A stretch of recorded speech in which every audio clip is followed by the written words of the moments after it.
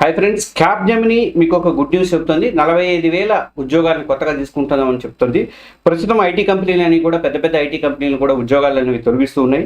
కానీ cap Gemini మాత్రం 40 నుంచి 45,000 మందిని కొత్తగా రిక్రూట్ చేసుకుంటామని చెప్పేసి శుభవార్త అయితే చెప్పింది.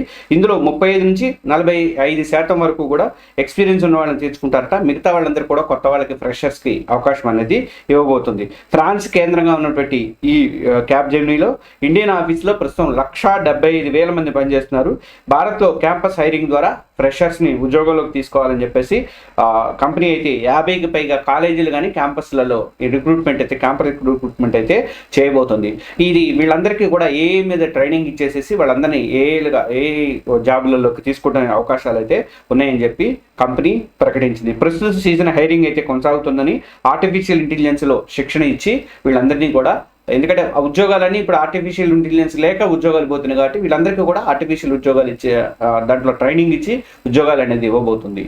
మన ఛానల్ని ఎవరైనా సబ్స్క్రైబ్ చేసుకోకపోతే Telangana exams YouTube channel subscribe చేసుకోండి. Thank you.